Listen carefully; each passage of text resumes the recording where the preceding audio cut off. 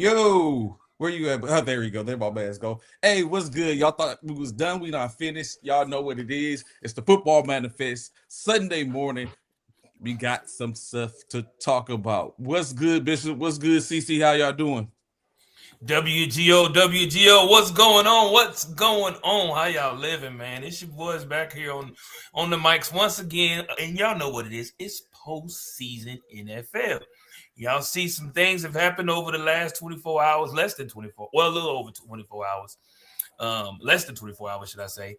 And we've seen some things happen. And you see this guy over here to my right, probably your left or whatever. He's a little excited because of how things transpired for those Chicago Bears versus them Packers. But pump it. We're gonna make it pump his brakes. But anyway, CC, how you doing, bro? I'm good. I'm good. Ready to get it. Eagles So 49ers today. Eagles 49ers today. Who you got, Trey? Who you got? Who you got, Trey? Hey, CC. Hey, I want him. Hey, I want him to do his norm. Pick against the 49ers today. Pick against the 49ers. Pick against the 49ers today, sir. first and foremost, that is not. We go. First and foremost, that is not my norm. CC, did he just say that's not his norm? That's not my norm. CC, this dude here, bro. The fact, you know what?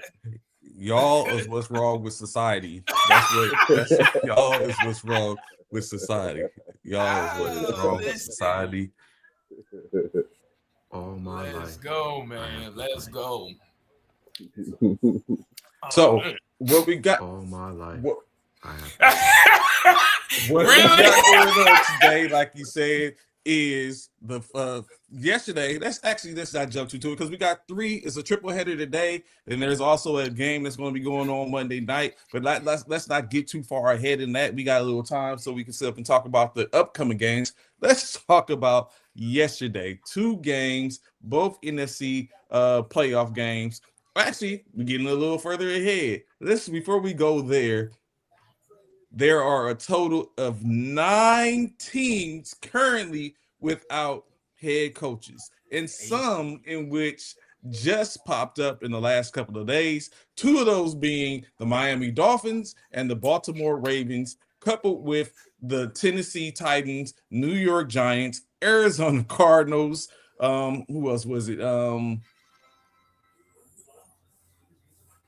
Cleveland Browns. Browns, yeah. And was that it? I said 9. That was 6, 7, 8, 9. Well, I definitely get to them. Atlanta Falcons. Atlanta Falcons. Yeah, that was so it's a lot going on because those are some of the top tier coaches that are now relinquished, have been fired or decide to walk away, as well as some offensive coordinators, defensive coordinators. You got Cliff Kingsbury that's out there because of him, and the Washington Commanders decided to part ways. Lost they coach too, wasn't it?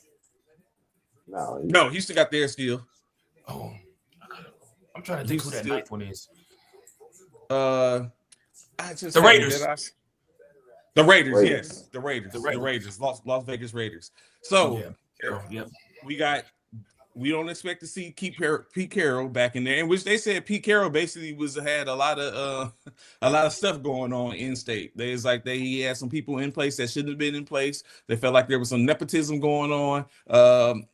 People that couldn't tell the professionals how to do a professional job when it came to blocking and all type of stuff going on, and which was led to some of the reason why Pete Carroll was out. Raheem Morris, we know, is gone now, unfortunately. Can we say that's too early? He was there for 3 years. 2 years. 2 years. How many years he coached? 2 years. Who? Raheem Morris. Morris. He was 2 years. Like 2 years. 2 years. But it's like I had said, man. That team is too talented and they underperforming. No reason why we ain't talking about the Falcons winning the NFC South as weak as it's been with all the talent that they got. They got more talent than Tampa Bay. They got more talent than Carolina. They got way more talent than New Orleans. And you mean to tell me you can't win that weak division with 9 wins, 10 wins? You can't get to that curve. It's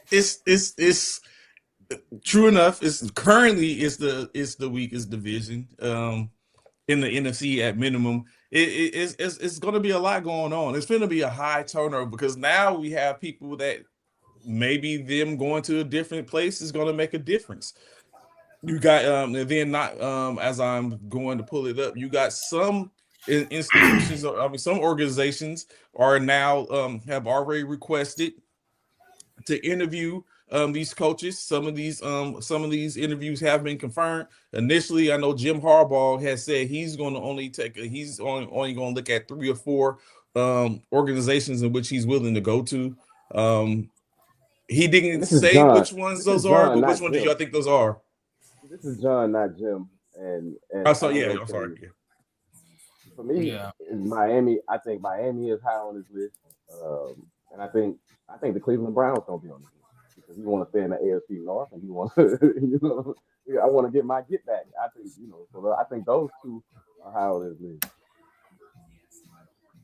I think the same thing. A lot of people like Trey say, it's been a carousel of coaches that's been let go.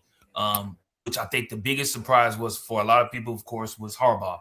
Harbaugh's been in Baltimore for over a decade. Excuse me, going on close to 2 decades. Of course, it only has 1 Super Bowl and hasn't had a Super Bowl appearance since he's had Lamar Jackson. We talk about Pete Carroll. We know what Pete Carroll brings to the table. Been to 2 Super Bowls, has a 1 Super Bowl win.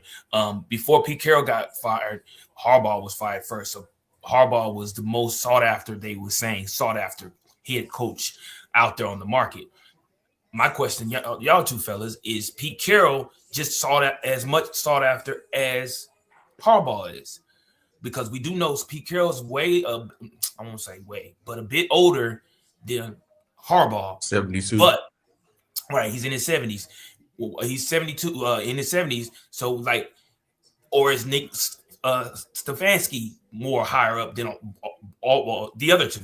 A lot of people, it's in the air. Who do y'all feel, in y'all's opinion, is the most sought after coach that's out there currently? And I might not just out of those 3, but just period, that could probably find them a coaching job. Because we do know after today, right? We do know after today, come Monday morning, head's gonna roll too, right? Y'all do know this, right? Nah, that's not. I don't think he was going. Man, come on, man. Some more heads gotta roll. Now, I'm not necessarily saying head coaches. I'm not necessarily saying head coach. I'm talking about period coaching positions. Yes, I'm talking about coaching positions. Period. But go ahead. What you about to say? I was gonna say, we know after Tuesday, it might be another opening.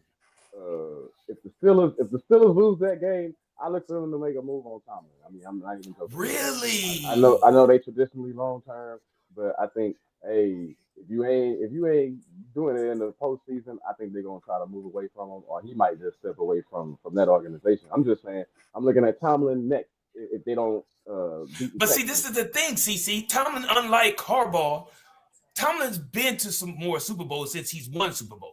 Now, they are somewhat in the same boat in a way because Tomlin hasn't done nothing since Big Ben left. Got you? Big Ben's been gone for how long now? And, he's been gone for a minute. You know what I'm saying? It ain't been a decade yet, but he's been gone for a minute. But Tomlin hasn't done nothing. So I feel what you're saying. But, however, Harbaugh and Tomlin, one thing about Tomlin, he has a winning record. He has yet to have a losing record since he's been a coach over a decade. And Pittsburgh. That's one thing, but I get it. Them Steelers fans ain't no joke. They don't care about no winning record. They want Super Bowls.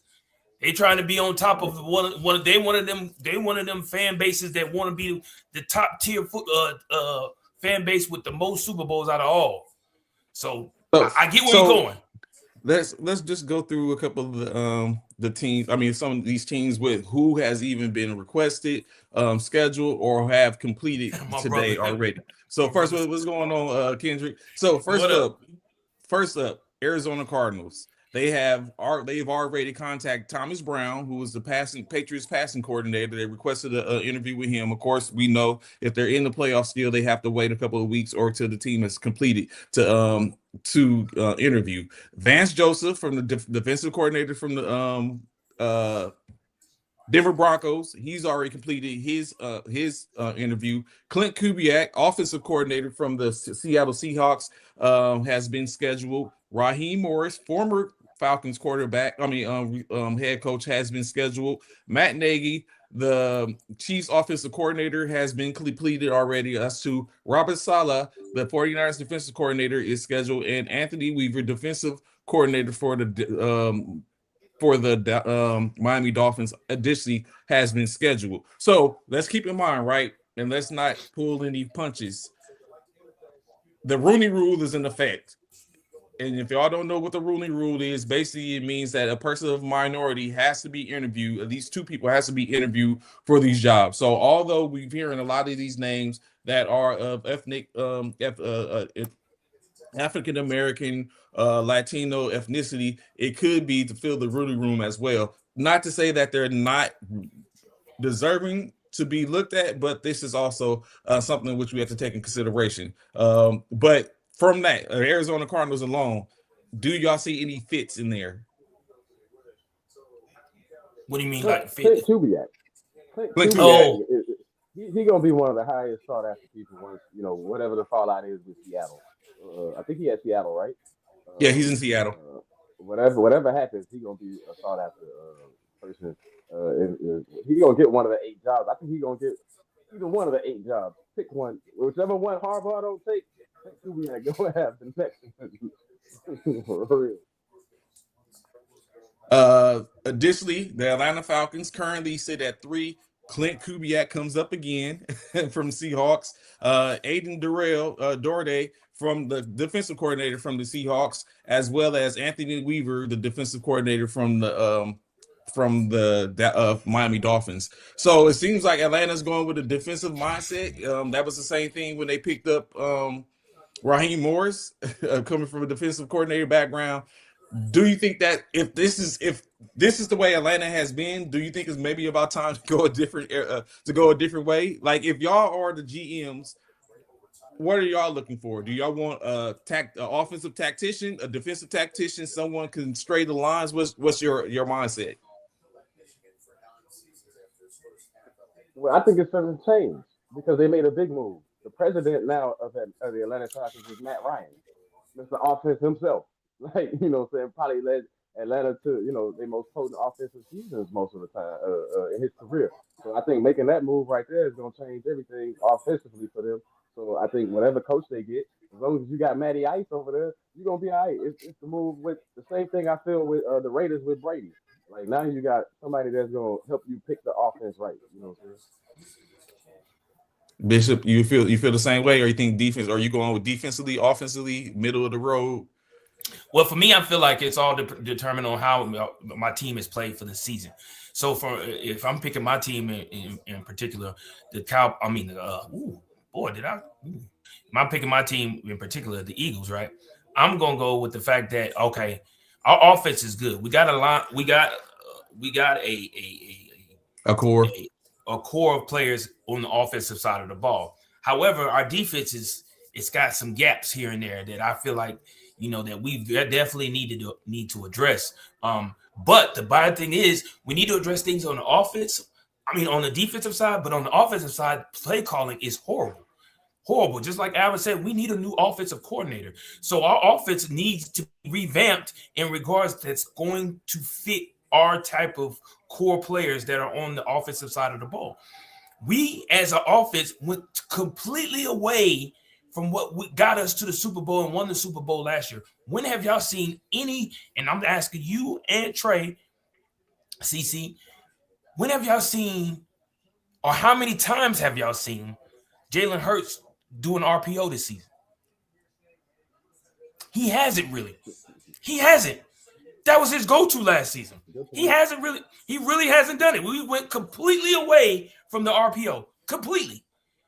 That right there lets me know. So for me to answer your question, Trey, it's kind of I can't really say for my team in regards to the Eagles because we're hurting on both sides of the ball. We have the players, like you say, the core players on the offense, but we have some gaps on the defense that we need to address too. So I'm on the fence with it, to be honest with you. Moving on to Baltimore.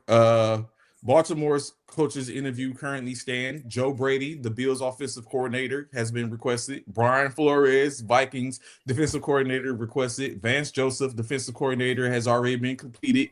Cliff Kingsbury, former Commanders offensive coordinator, has been requested. Again, Clint Kubiak shows up. Matt Nagy from the Chiefs offense. Kevin Stefanski, former Browns head coach, has been completed already. Anthony Weaver, Dolphins defensive coordinator, scheduled, and Davis Webb, the Broncos quarterback coach, have been scheduled. When we look at Baltimore, and we know what you have in, well, for the most part, you only have Derrick Henry, which is going to be determined if he's going to be there longer, as well as, you got Lamar Jackson.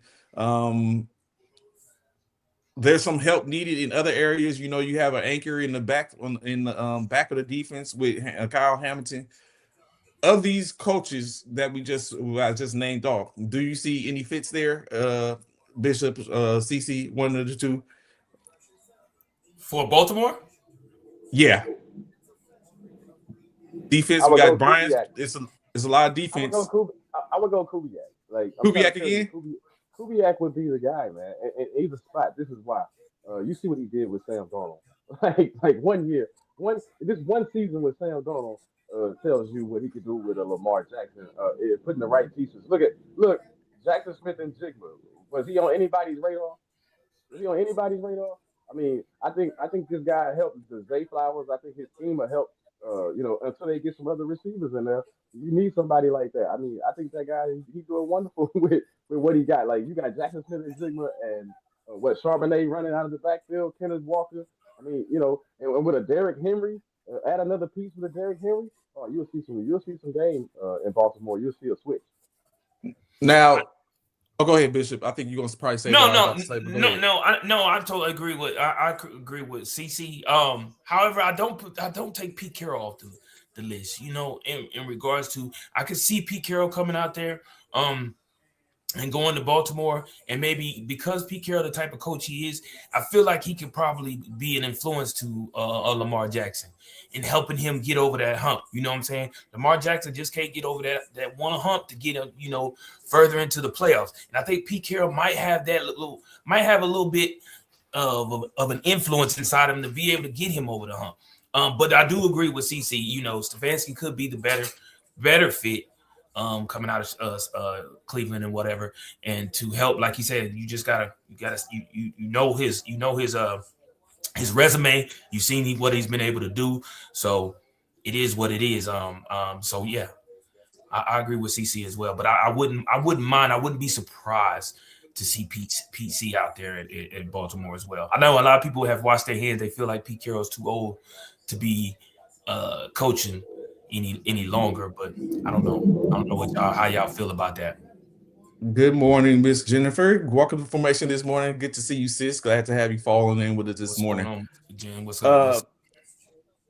So when you look at it, right?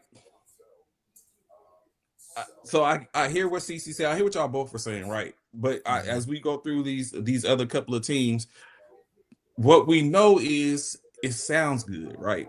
Mm-hmm. Like CC just said. Yeah, Clint Kubiak has Njigba, he has Cooper Kupp, he has Charbonnet, he has Walker III, he has all that. But going to these places, is he going to have going to Baltimore alone? He doesn't have that, and so it's like, can he be elevated? When you take a look at you just said Sam Darnold. Sam Darnold was somewhat that dude in Minnesota. He just left for a payday because he already knew what the writing on the wall was going to be. Not to mention that he kind of like faltered later down the line in the playoffs, and it kind of like probably left a bad taste in their mouth. But he decided to go on someplace. He probably said, like, you got to think, Sam Darnold left Minnesota, and they can even think about competing for that job when he presumably had better receivers. He had Jordan Addison, he had the Jet there. He still had who's there? The Aaron Jones was there. So I don't know. When I just look at it, I think the personnel is going to really be the dictatorship. Hence the reason someone like Harbaugh is to saying like he wants to go and take a look at something, and look over some tape and see who has a better opportunity before he goes forth and he makes a determination and decision. So there's a lot of that. Stefanski, 2-time in 6 years he coached Cleveland. He was a 2-time coach of the year. He worked Magic 1 year with a bunch of replacement players. So it's some people out there. Matt Nagy, we seen what he did in Chicago. Now he's getting another look potentially.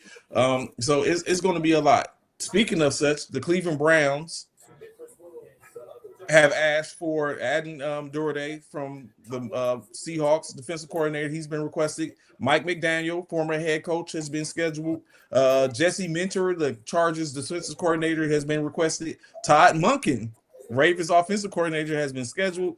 Dan Pritchard, the Bengals offensive coordinator, has been scheduled. And then 2 others have been completed with Jim Schwartz, the Browns defensive coordinator, and Tommy Reeves, the Browns offensive coordinator, all completed already.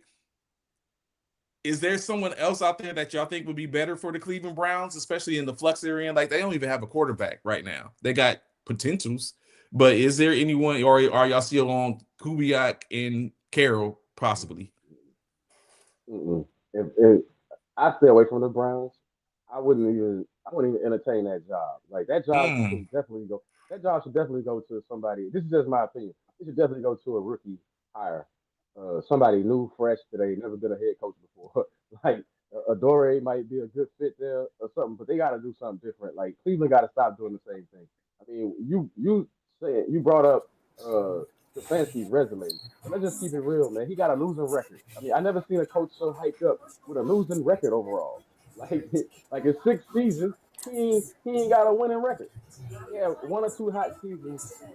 A season and a half that was hot. Really, if you really want to tell the truth. And it's not all his fault. It's the organization's fault. They can't keep good players, man. They can't keep receivers. They can't keep running backs.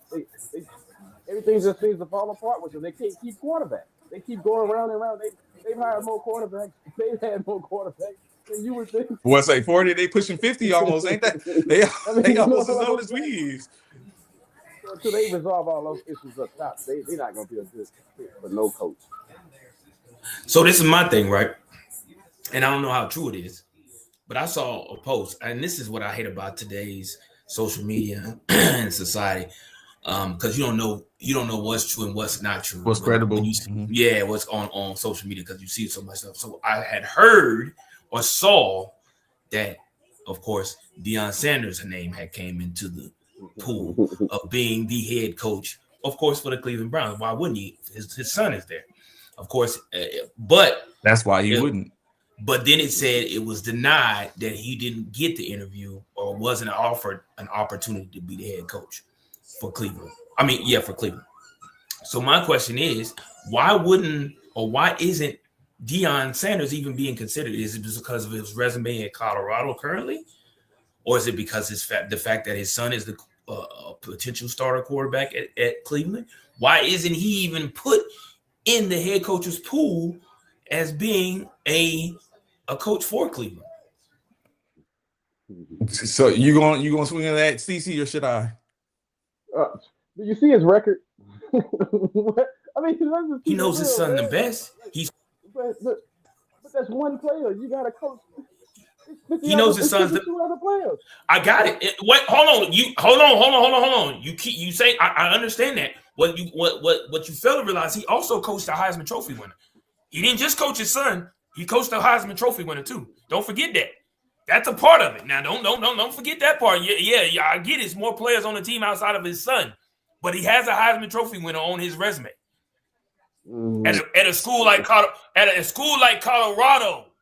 he has a Heisman Trophy candidate. Name the last time Colorado had a Heisman candidate. Good morning, Irma. How you doing?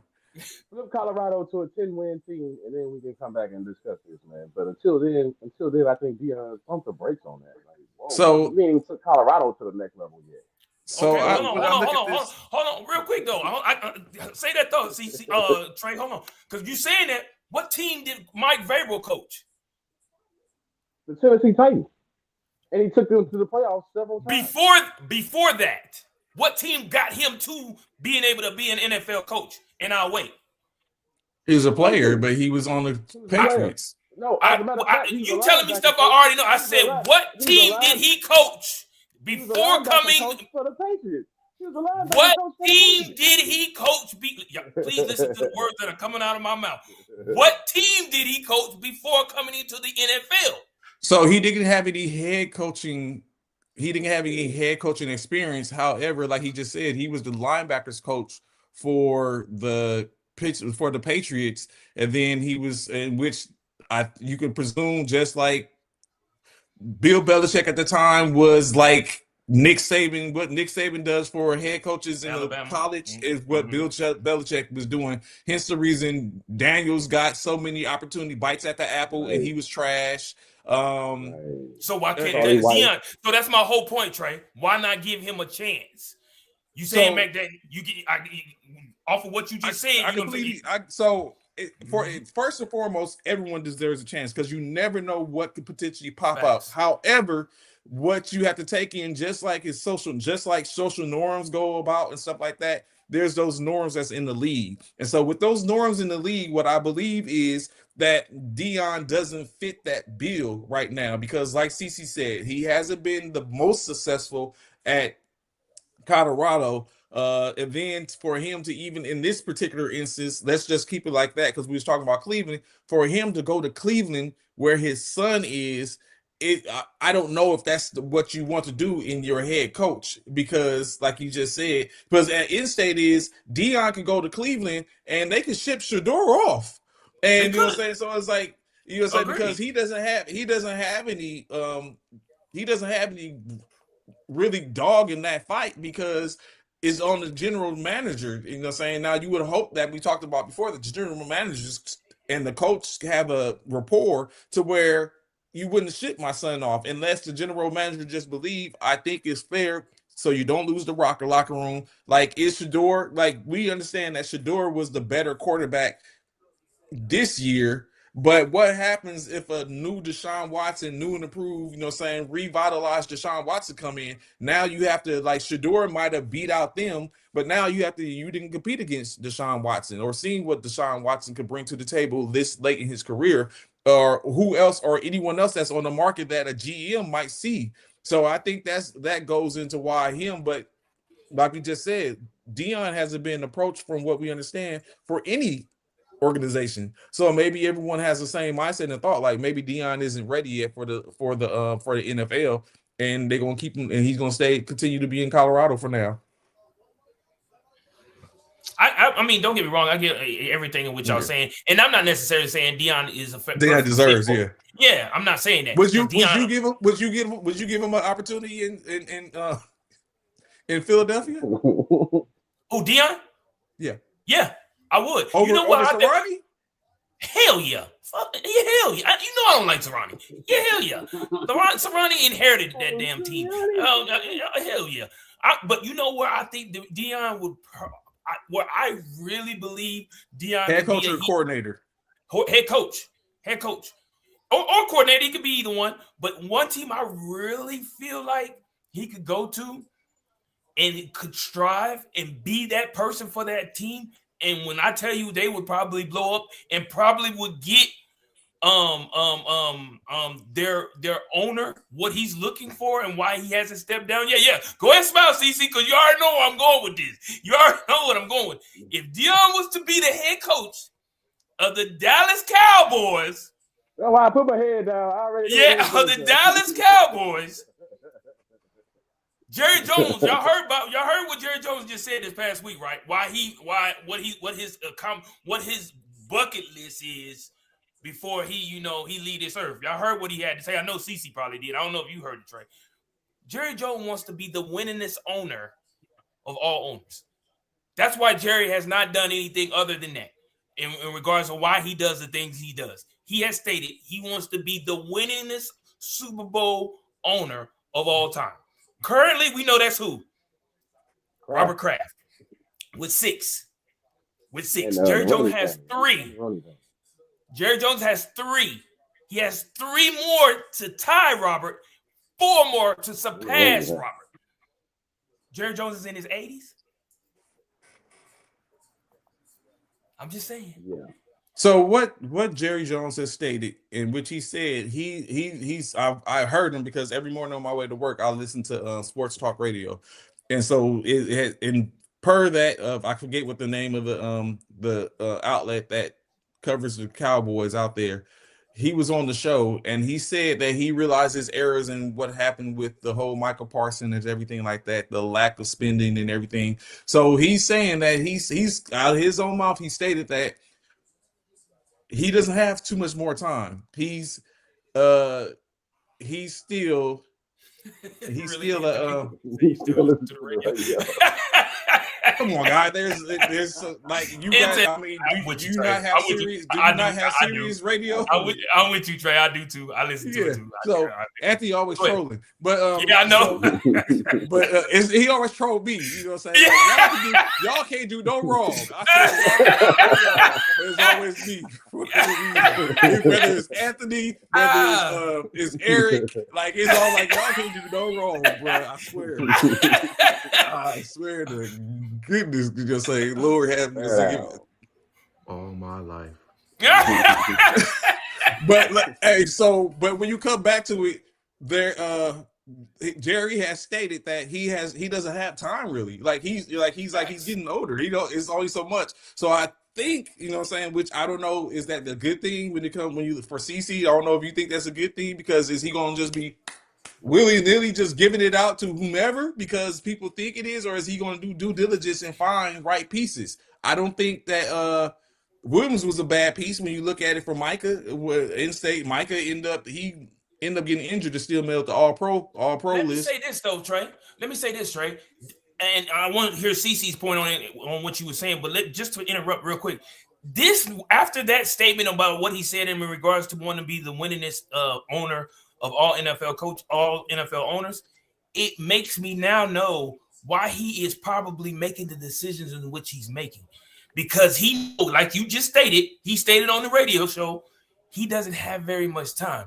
So because you don't have very much time, you're going to take some gambles in hopes that's to say, hey, let me get this in because maybe this will be that one missing piece I need to get this year a Super Bowl. You know what I'm saying? So in other words, because his time clock is ticking, I feel like he's making a lot of decisions because of that.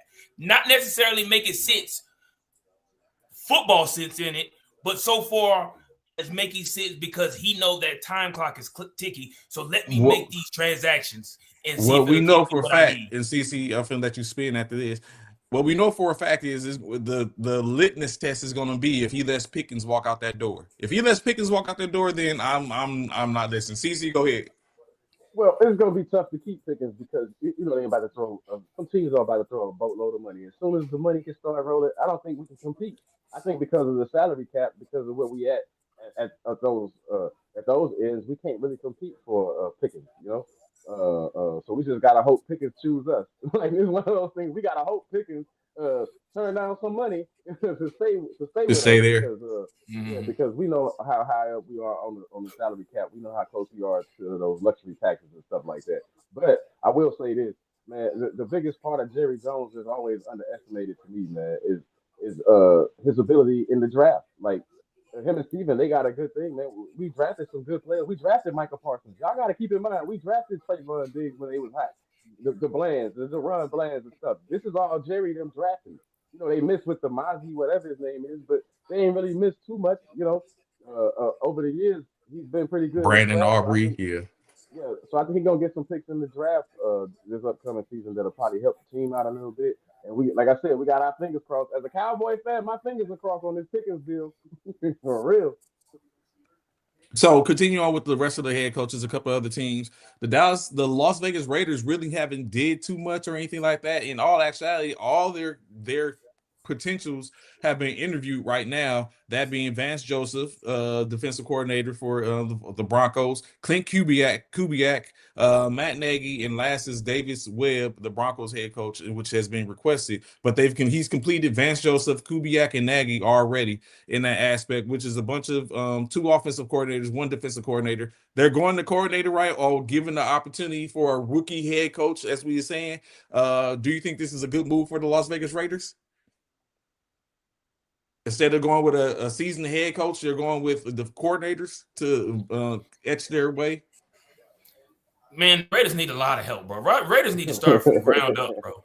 Well, Raiders, we know they got the number 1 draft pick. They did. Potentially the. But my thing at you, Trey, though. Okay, it's a lot of things going on with the Raiders because you also heard they got the number 1 draft pick. But did you hear who's picking that draft pick? And who's also picking the head coach? Is it Tom Brady? Tom Brady. It's going to be Mendoza. Or maybe not. It might be Dante Moore. But this is my thing, right? It's so many. So Tom Brady has the pleasure of picking the number 1 draft pick. He also has the pleasure of picking the head coach, the next head coach for the Las Vegas Raiders. So in my personal opinion, where do you go with that? As a head coach that's looking for a job and you're being called up to go to the Vegas, you asked to interview for the Vegas head coaching job, and your owner or part owner is Tom Brady, but you're the head coach, yet he's making the first pick of the draft. How do you come into that situation? I would think that they're going to talk about it. I think there's going to be a conference and there's going to be an understanding of what it is. Because you got to think, if he's picking the head coach, I'm thinking that he's probably also looking, or they've discussed about the potential number 1 spot and what he would like and what he's looking at, thinking that if it's a quarterback, which Dante Moore and Mendoza are probably on the top 2 that's being looked at right now, that they discuss that and they talk about that and he go forth and he speaks to them and have an understanding like, okay, I understand this is where you're at, because in-state it should, or the GM, I think they need a GM too. So it's just saying, so it should be a whole comprehensive conversation when he's looking at that, and being that these guys have already completed their interviews, I would like to believe that he's probably already leaning towards somebody. It could be to offer, you know what I mean? Because Clint Kubiak, we've gone through 4 or 5, and Clint Kubiak has only not been on 1. So Clint Kubiak is, like CC was saying, is highly sought after. So he's gonna have an opportunity. So let me ask y'all this: do y'all even think, or even recollect? Do y'all even have a clue? Do y'all?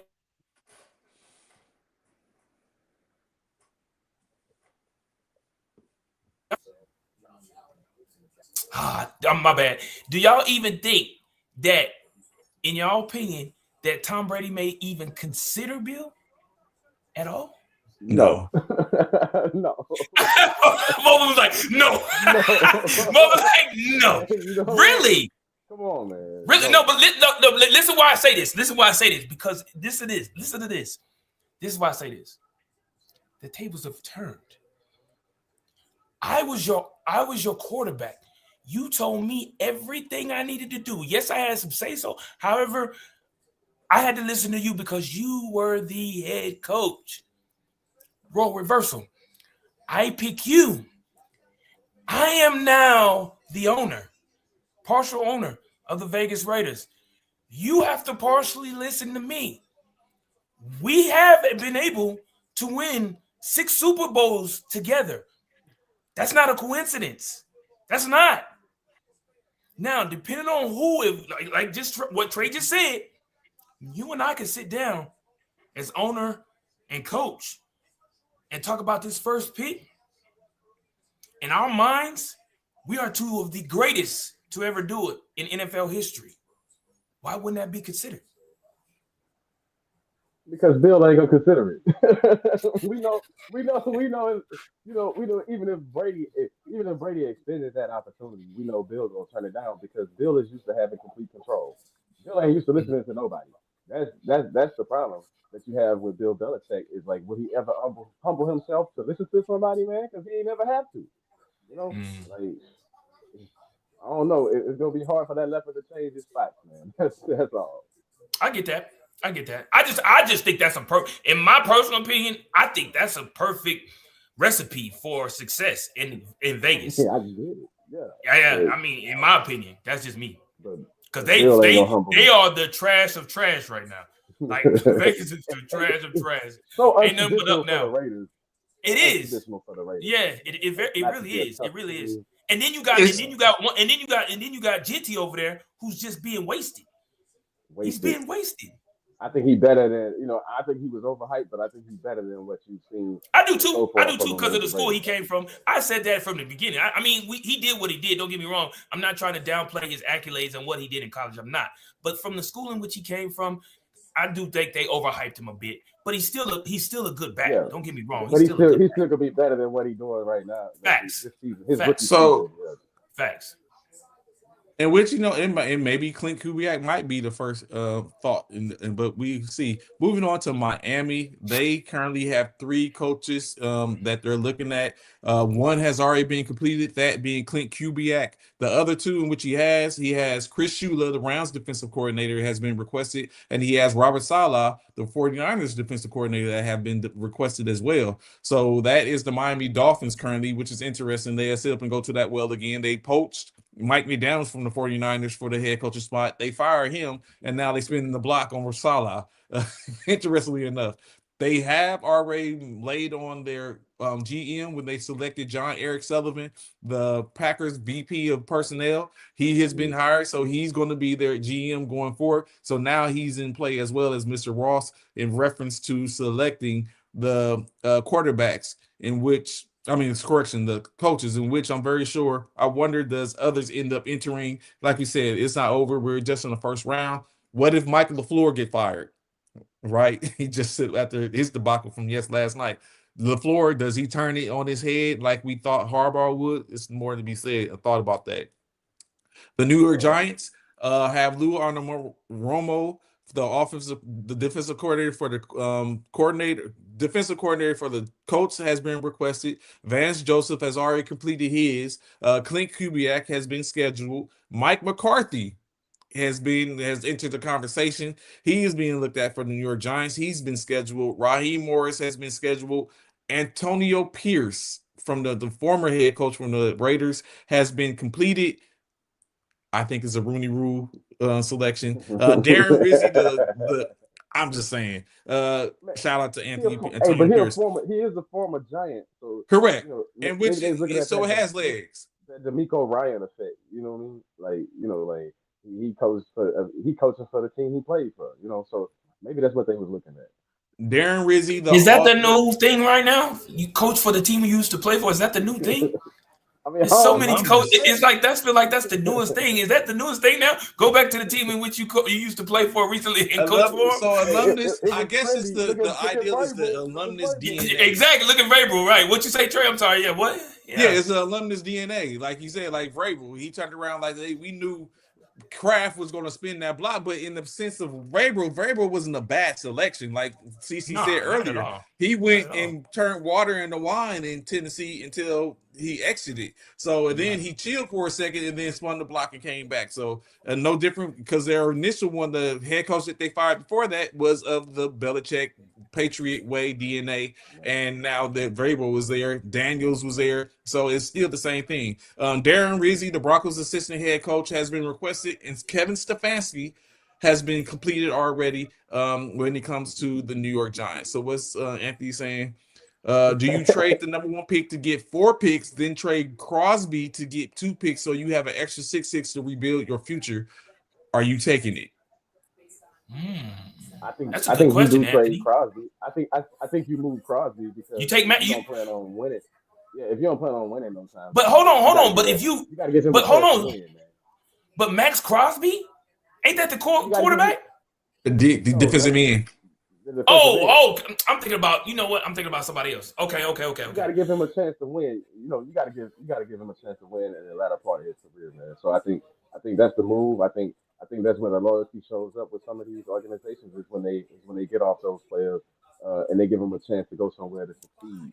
So I look at it like that. Like maybe you move them to somewhere like unlike the NBA. I had to throw this in the moving Trey Young to the Wizards. Oh man, y'all just hit that young man career. You know? Not No. necessarily. They're young. Yeah, They're young. man. He might be able to be a veteran. That leadership. Oh, man. Come on, man. The Wizards. But I'm just saying, like, you got to give Max Crosby a chance to go somewhere to be successful. And I that's get just my that. opinion.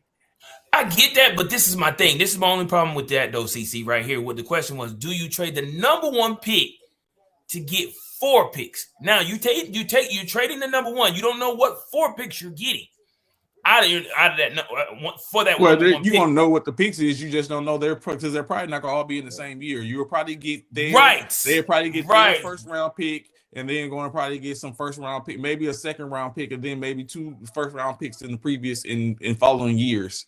Facts. But then you don't know what your picks are going to be. That part. And that's the only issue with that, because again, we've just stated Oakland, my bad. Las Vegas have problems on both sides of the ball. They just got to revamp the whole entire. So do you focus on offensively trying to rebuild, or do you focus defensively on trying to rebuild first? You know what I'm saying? So that's a good question by Anthony. I definitely wouldn't want to be in that position because that's a hard position. That's like a hard question. Yeah, that in my opinion, that position isn't going to make a difference because you're going to have people that agree with what you did. You're going to have people that completely disagree with what you did. Yeah, and facts. in all honesty and in actuality, you're not going to see any return on interest until later. You know what I'm saying? Maybe by the time they get to the contract. That's why I skipped. But that's why I skipped the first part of it. Like, you take the number one pick and you trade the Max Crosby. That's why I went to okay, so you keep the number one pick. You wouldn't trade that for. So where those 4 picks. Look, you got Brock Bowers over there, probably gonna be the best tight end in the game. You need a quarterback to get him the football. But get him the ball. Facts. Get him the ball. Agreed. Okay, so you just skip that first part. That's why you say that. Let's say they trade out of because who's the number 2? Who's the number 2? Is it the Giants? Who's the number 2 pick? Or Arizona? No, Giants. Giants. So you can. So if you trade out of number 1, it just depends on how far down you trade to get those picks, because you got to think about who needs quarterbacks in that draft. Who's the needy quarterback? The Giants don't need a quarterback unless they decide that Mendoza or Dante Moore is a better selection than Jackson Dart. And now they're gonna look to trade Jackson Dart, or they're gonna draft Mendoza, and the writing on the wall is one of them ain't gonna be there, or for the most part. So it's like, and then you go down there, you continue to go look and see, like, okay, who's the other people who needs quarterbacks in the top 10, let alone to where presumably you can get that, unless they have to end up. I mean, it becomes a whole fire sale, because now other people who might need quarterbacks are looking to give capital or release capital to get Mendoza or Dante Moore if they think he's that person. I'm sure the Cardinals will make a deal with you right now.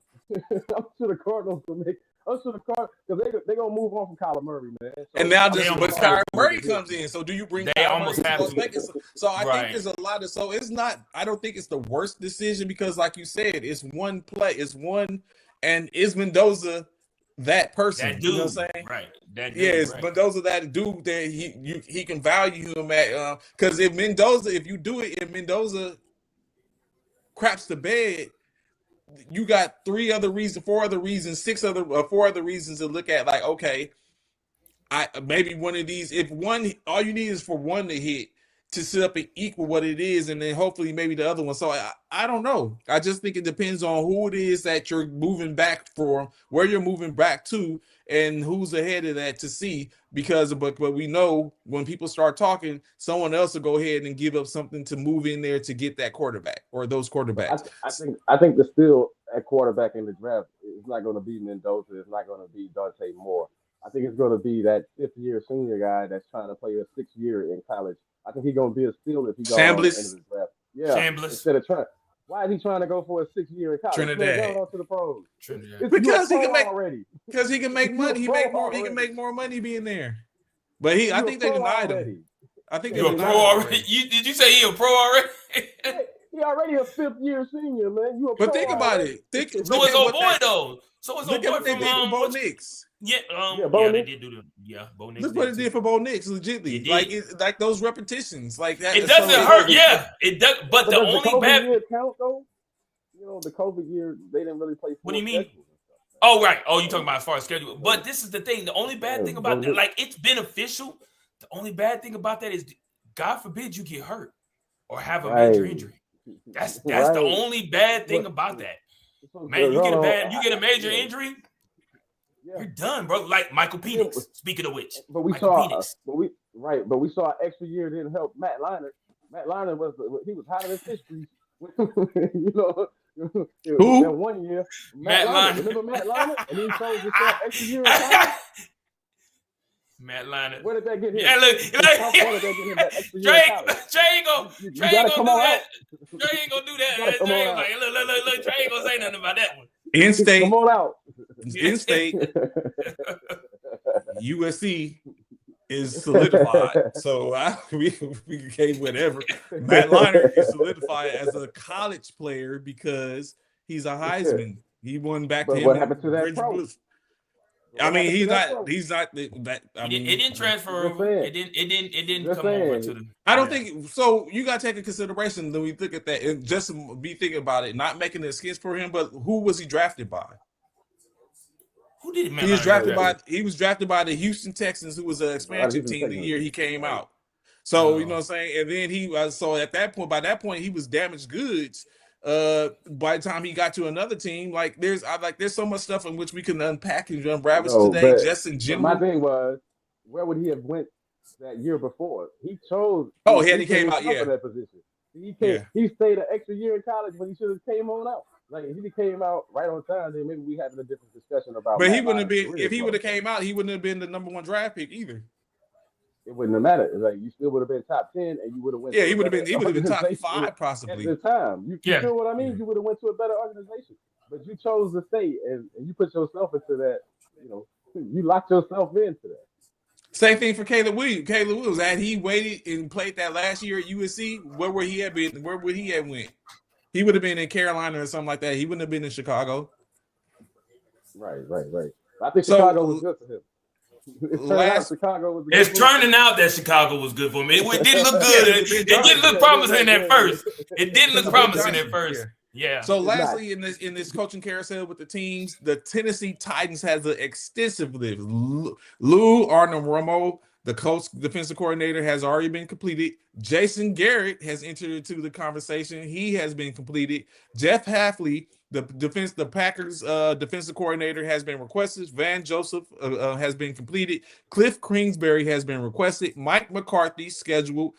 Mike McCoy, the interim head coach for the team, is completed. Mike McDaniel has been scheduled. Jesse Minter scheduled. Raheem Morris scheduled. Matt Nagy has been completed, as well as Robert Saleh has been requested. Chris Shula has been requested. Arthur Smith, the Steelers offensive coordinator, has been requested. And last but not least, Kevin Stefanski and Steve Spagnuolo from the Denver defensive coordinator for the Chiefs have been completed. Hey, I just want to put this out there. These lists are ridiculous. Are ridiculous, bro. It's a Christmas list, ain't it? Ain't Christmas over? Right. Damn. You got one position open. Like, narrow it down. Like that shows you that some of these teams have no plans, right? That shows you right. I would disagree. And this is why I would disagree, right? Because, like I said, a lot of these guys are on it's 8 other teams' lists. A vast majority of them are on those other 8 teams' lists. So you can go with a plan. I would think that they're interviewing because the list is going to shorten itself. Even if some of them are requested, even the team is going to deny them being interviewed, or the coach himself is going to deny themselves, and that list is so the list is going to shorten itself. We're talking about the Tennessee Titans. But again, I get what you're saying, Trey. I get it because Anthony be on Trey. But hey, that's you know what? I think that's a Steelers pro. But I get what you're saying, Trey. But however, this is my thing, right? I get the list is going to be short because numerous coaches on different teams' lists. Got it. However, I'm with CC. I'm with CC on this. The list shouldn't be that damn long, though. Even still, I get it. You should have maybe a top 5, possibly 4 to 5. After that, okay. Then if out of your top 4 or 5, if 3 of them get are taken off your list, then add 3 more to get back to 5. But for you to have a Christmas. But for you to have a Christmas list, bro, a naughty and nice list for fucking. Come on, for a coach, bro. Come on, bro. It's the same list. Whether I rattle off 15 people that I'm interviewing or I sit up and interview 15 in spurts, it's 15 people to interview. So it doesn't make a difference. Amazon ain't even got that many people to interview for no job at Amazon. Like, what are we doing? They're trying to find their next person. Flavor of Skittles already. You know your favorite flavor of Skittles already. So why are you in there looking around come on, man? Because at some point your favorite ones aren't going to be there anymore, and you got to go with your next one because you still got a bowl in front of you. Hey, look, I feel you, but no, man, come on. This ain't the way it's always been done. Come on, man. You have a short. You see. The 49ers didn't do all that when they picked the head coach. Like, none of these teams have done that when they picked the head coach. So because the 49ers, when they went and did their selection, they picked their head coach and their GM to be mirrored with one another. So they did it differently because remember, it was other people that was in play until they was like John Lynch and Shanahan is where we're going to go with. And so they went with them as a tandem because they both was on the same schedule where they was like after X amount of years, we're going to sit up and we'll look at seeing if y'all are a good mix and we'll extend you, in which at that point it was Lynch being extended with the idea that I'm going to extend Shanahan, but at in-state, Lynch controls the extension for the most part. What do you say? Yeah. They not getting John Harbaugh. John's greatest option to coach is the Giants. It's 2 places I wouldn't go, man, and that's Cleveland and the Giants. I mean, the Giants, this is an interesting fact. I can see John Harbaugh in Miami, though. Yep, this is an interesting fact I found out about the Giants, man. I was listening to some crazy thing, Sports Grid or something, and it was New York sportscasters or whatever. And I did not know this about the Giants. If you take away they 4 Super Bowl runs or whatever, they got a junk record as an organization for years. If you take away they Super Bowl runs, they are traditionally not good, and I didn't really realize that about the Giants. You know what I mean? I didn't realize that. They got Giants ain't never been nothing. The Giants ain't never been nothing. Take away the 4 Super Bowls, they like the Jets. They was like they just like the Jets, organizational wise. Yeah, I'm like, I did not. They ain't never been. The Giants ain't never been nothing outside of the time and when Eli was there and they won them, like you said, them 2 Super Bowls. The Giants ain't never been nothing ever. That's why Saquon got up out of there when he did. I ain't mad at him either. Yeah. So that's what we have. Of course, we're going to be watching and checking over the course of the next couple of weeks to see how it goes as the people start to fall. And like you said, some of those are coordinators, and coordinators are going to move around. Like, that's going to be interesting how some of these coordinators get meshed with these incoming coaches. So it's going to be a lot of changeover, as well as something like trades is coming. Go ahead, CC. Hey, Trey, I just want to say one thing. One name you didn't mention. Hey, we got rid of our defensive coordinator, Eberflus. Why he ain't on nobody else's list? The same reason Dion ain't. No, don't put Dion in the same. Don't put Dion in the same boat as Eberflus. Don't do that. Don't do that. I wouldn't do that to Dion either, bro. Yeah, don't do that. Don't do that. Don't do that. So yesterday. So you real quick, Trey. So you wouldn't hire Dion as your head coach at San Francisco? He's an alum. He's an alum. He's an alum. I wouldn't. As a matter of fact, he an alum on the last time y'all won a Super Bowl, right? Nah. Yeah, he is. You sure? Yeah, he is. You sure? Yeah. The last time y'all won a Super Bowl. Won a Super Bowl, not been, but won. Yeah. But won. Yeah, we've been to 3 since then, but yeah. Yeah. So, moving on, yesterday's games. First up, the Los Angeles Rams get the dub over the Carolina Panthers in which was a hard-fought game, 34-31. Moving on. Barn burner, bro. That was a good ass game, bro. I ain't gonna lie. That was a good game. That was a good game. We know he's an all-pro. Is Puka Nacua that dude, in your opinion?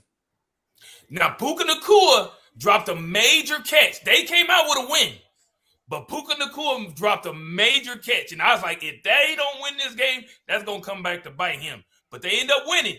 But Puka Nacua and them boys, I'm not going to front, bro. What they was hitting. They came out to play. Did y'all see how, got hit? Bryce Young? No. DJ Moore? No, the wide receiver for the Rams.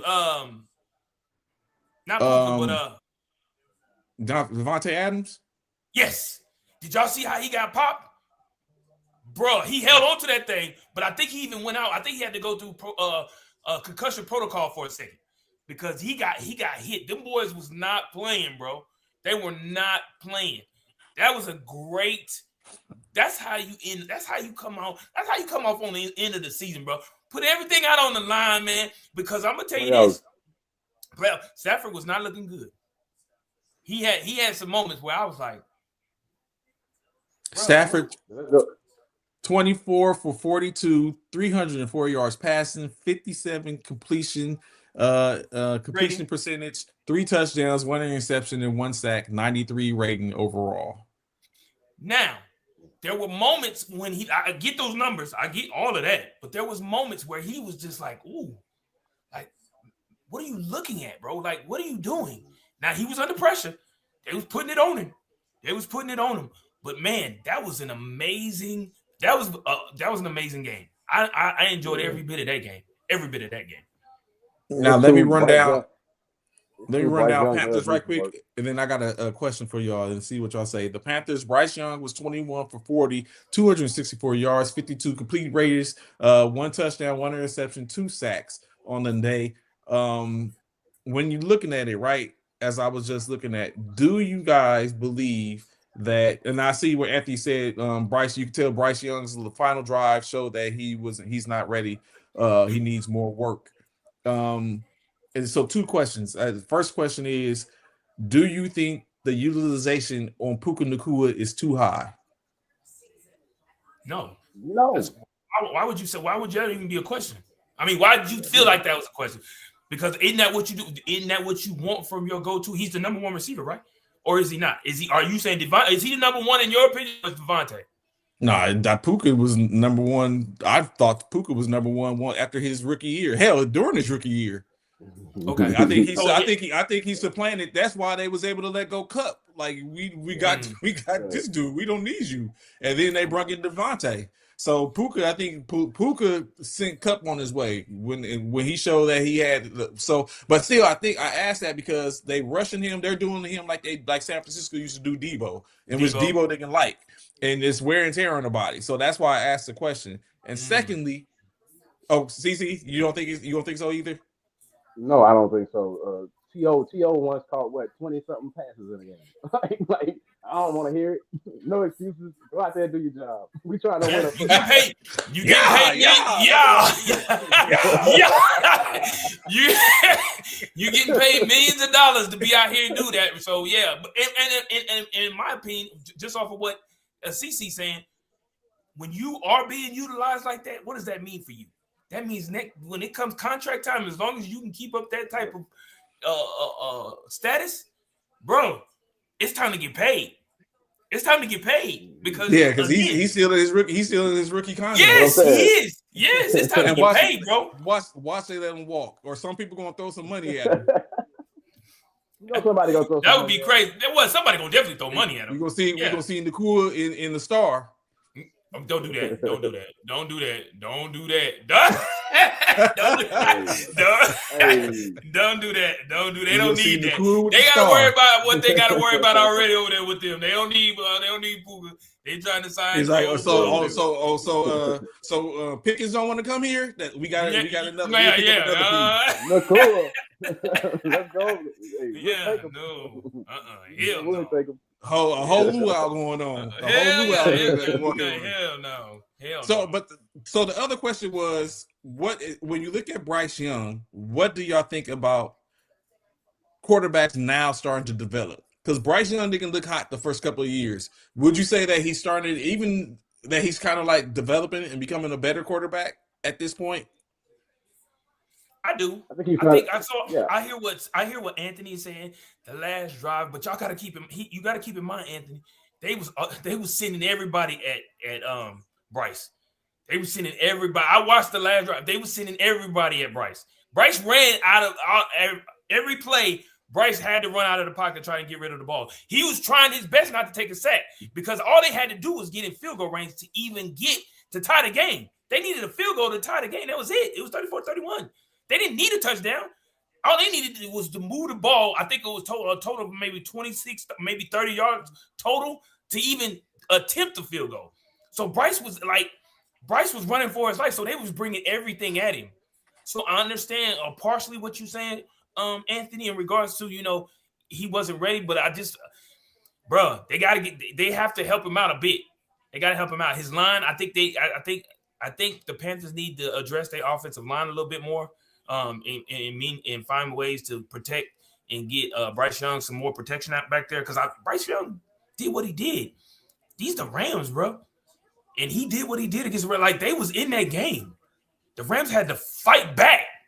And like you said, Stafford had to throw almost 400 yards to beat Bryce Young and the Panthers, bro. That's saying a lot. Yeah. I think it's a development. I think he got a coach that understands that part. Talent. Yeah. That's bringing out his talent. Now you're starting to see his talent. It looks pretty good in the future. Yeah. And going back, looking at it, going back to the utilization, Puka Nacua, he had 5. So tell me if y'all think this is right. Puka Nacua had 5 receptions for 111 yards and 1 touchdown. The next closest person was Davante Adams with 5 receptions, 72 yards on 13 targets. Nacua had 5 more targets than Davante Adams is. Davante Adams is almost like a solidified Hall of Famer going potentially. So you don't think that utilization is too high when you have a Davante Adams? No, that's about even, in my opinion. It's about even. Not to mention, Puka Nacua also rushed the ball 3 times for 14 yards and a touchdown. Yeah, I don't think so. Because did they both end up having 1,000 yards receiving this year? Do you know? Puka and Nacua is an All-Pro, so he had 1,000. So okay, did Davante though? And I don't think Davante. Let me see if I can see. Did he have 1,000 yards receiving this year? Because that's gonna say a lot right there. If that's gonna tell you a lot about utilization. I don't get me wrong. I understand rack yards. I understand that too. I get it. Don't get me wrong. I understand. Davante was their weapon in the red zone and stuff. Man, he got more. Davante had 60 receptions for 789 yards this year, 14 touchdowns. Yeah, 14. Okay, so he did 14. Red zone. Red zone. Red zone. Okay, but 700. So Puka had 400 some more yards than him. Then close to 400 yards. At minimum, that's okay. Large. That is large. That's a lot. Actually, let me say. I don't know. Puka had 129 receptions for 1,715 yards. Damn, 1,700. 1,700, so 1,000 more yards. 1,000 more yards. Damn. And 10 touchdowns. He almost had 1,000 more yards. Damn. Yeah, I thought that's his utilization. That's why I say utilization is that. Yeah, and that says a lot. That's missing a game here and there. That's missing a game. Yeah, that's saying a lot, bro. Yeah, that's saying a lot. 1,000 more yards, bro. That's a lot. That's a whole season for some motherfuckers, bro. For real. That's a whole season. Man, that's crazy. But okay. But yeah, so I mean, now I understand. Like, so But Matthew to Stafford, recap, Matthew Stafford traditionally has this, man. This is what when he had Calvin Johnson. This is like Calvin Johnson numbers.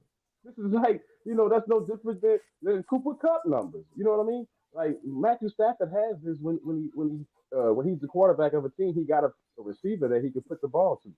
right? Um, Yeah.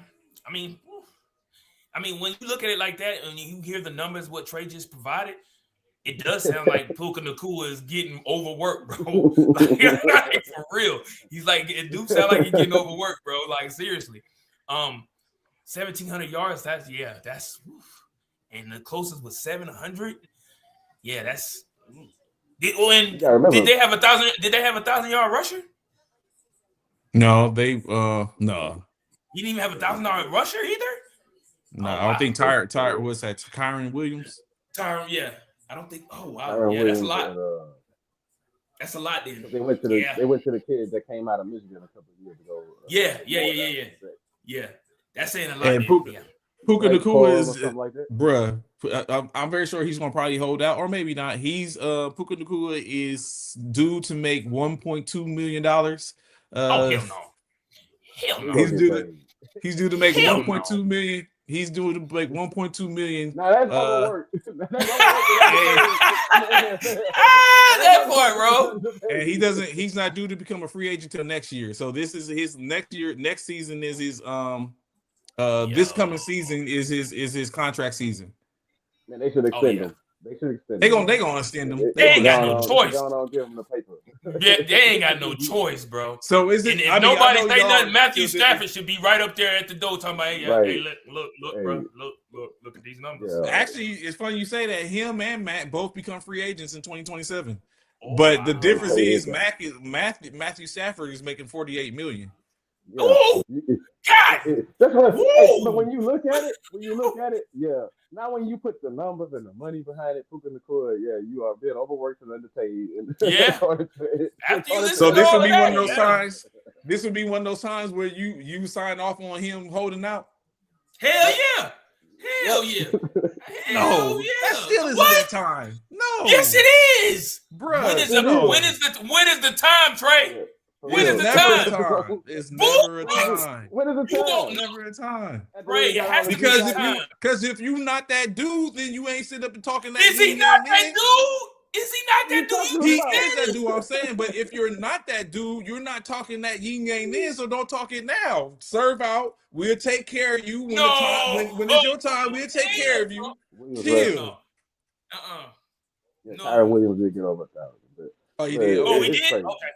Okay. Like It's sit crazy. down. If If he Chill. didn't- We'll take Now, care if he of you. didn't get over 1,000, now if Tyron Williams didn't get over, if he can get over 1,000, bro, listen. Oh, we got I problems, was bro. gonna say, Yeah, we got major problems, bro. We didn't get over 1,000. We got problems. 18 Stay over there games. with And that. you can get over Stay over 1,000. there with Come it. on.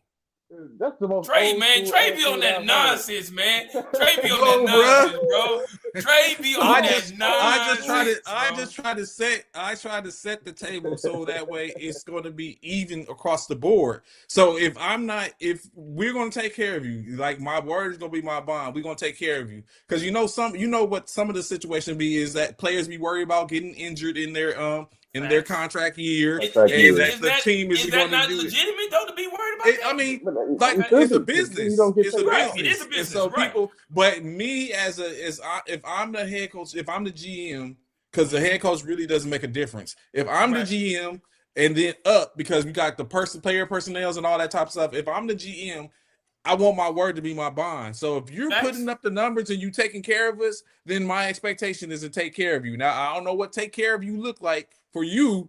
I just know But what hold it look on. like for me. Hold on, but this is my thing, Trey.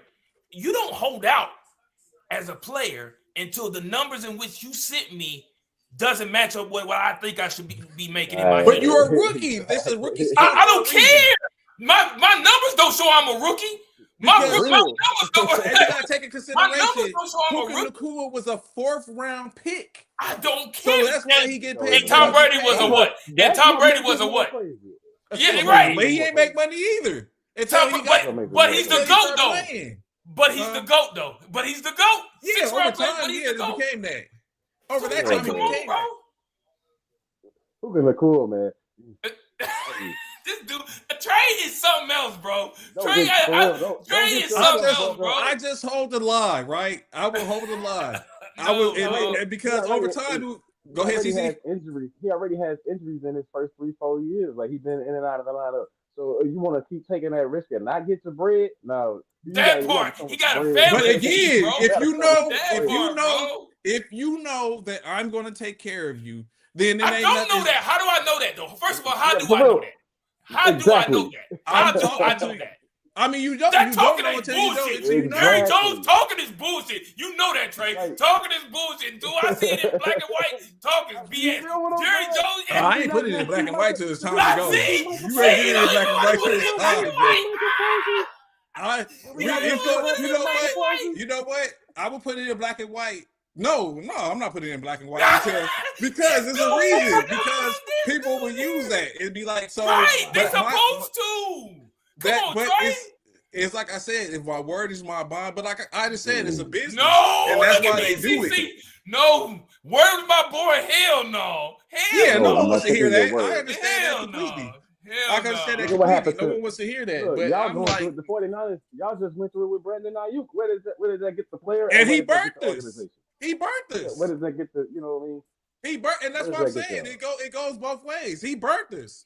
Like he sat out the dude who has been out, and they're saying that he's not coming back. So now we got to figure out what we're going to do with Brandon Ayuk. And then now you have Brandon Jennings that's looking at it sideways, like y'all could have gave me that money. I'm playing. So now we got to get rid of Brandon Ayuk and Brandon Jennings potentially, and then Parasol can't stay healthy. So it's like,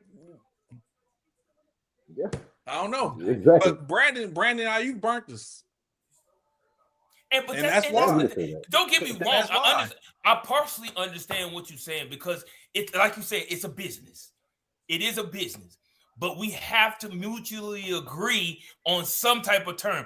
If I'm putting up the numbers in which I just put up, I put up for you, and then I give you come to me. You know it's my contract year. You come to me. I only made $1 million. 1 point. Oh, here we go with the.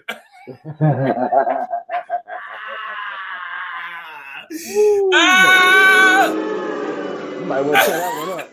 If you put the contract in front of me, I'm tearing it up. Hell yeah, I'm tearing that joke up, bro. I'm tearing it up, bro. I'm ripping that, bro. You know what? You can tear it up. You can be like, I will be like, that's cool. I got it on digits right here. We good. Yesterday's I appreciate more. You know that. Yesterday's price is not tomorrow's price, and you know that, man. Right. You gotta say that, CC. Say you that. gotta say that. Say You know what I'm that. saying? You know what, Maurice? Exactly. I was waiting for someone to say that. Yeah. Hey, hold on. Yeah. I was waiting for someone to say that because C-Mac has a high utilization, but C-Mac is also paid. But C-Mac is paid. And why is he paid though? Why? Because he's one of the top running backs in the league. And Puka Nacua is not one of the top receivers in the league right now. But Puka Nacua, but take that 3-letter word out. Hold on. Take that 3-letter word out. Hold on, Trey. Take that 3-letter word out. That BUT, take that out. Take that out. You can't put that BUT in there. Okay. Take that out. Okay. Puka Nacua is on his rookie contract. He's going to get an extension. We'll be foolish to think that Puka Nacua is not going to get paid. Someone's going to pay Puka Nacua. Then he's going to be paid for the utilization that he was getting by the Rams because he put in that work. He showed he could put in that work. He's going to start to earn. He's going to make his money. Now, keep in mind, he's going to be paid based on what he did, not based on what he's doing. So at that point, in the case of Christian McCaffrey, could do, right? And what he could do. Don't forget and about what he can do. What he has. Christian McCaffrey is getting paid for what he's doing, and he's going to continue. So if he gets another contract extension, he's going to be paid on what he did and what he could do. But we all know that probably isn't going to happen because Christian McCaffrey is getting older. He's starting to compile injuries, and his time is short. So soon he's not going to be that person in which is going to be getting that type of money. But not to mention, because Brandon Ayuk isn't playing, Parasol is out. Like, think about it. Playing against the Rams, we was one-dimensional. And we sit up and Yamu, Christian McCaffrey all over the field until we couldn't hold up any longer. And that's potentially, we might be a little better against Philly today because we got Kittle. I think Trent Williams is going to be there, so that's going to ease some of the pain. So it's going to be a little bit different offensively. And what we said, just like we said, what happened? They ran Christian McCaffrey all day in the NFC Championship game a couple of years, where Philly they already knew where the ball was going. Hell, we had Josh Johnson in as the quarterback. They knew where the ball was going. Well, y'all had Josh Johnson because we put out y'all's first two quarterbacks. But that's what's going to happen. I look at it today. Christian McCaffrey going to be heavily used. But he is. The only difference is y'all ain't got it. Now y'all ain't got a Debo. Yeah. Y'all ain't got a Debo. Y'all had a Debo. Yeah, we had a Debo. It's going to be so. Christian McCaffrey is going to be Debo. heavy. The only thing that's going to help Christian McCaffrey is the fact that you have Jawan Jennings, who isn't that bad, and Kittle is around. So it's just not McCaffrey. There's other and Brock and Purdy is there now. And then in this instance, if Purdy gets injured, we got Matt Jones to sit up and come in. So we have more than the last time in which we met. So it's going to be different. So real quick let's talk about this other game and then get our picks in, and then we can kind of like discuss the games for today a little bit after we get the picks. Last night's game, Chicago. I missed that one, so y'all gotta tell me that. I say CC Bishop. I was like, because Bishop, me and you both picked the Packers, and I was like, oh yeah, we 2-0 for the starting in. I was like, CC's fifth 500, but as I sat and watched the second half of that game, I slowly but surely seeing the trickling of the Green Bay Packers season leaving and going down the faucet. Let me ask you this: down the drain. What made the Packers fall from the game? Because again, like I said, I didn't see it. So what did you see? Was it on Love? Was it Love's fault?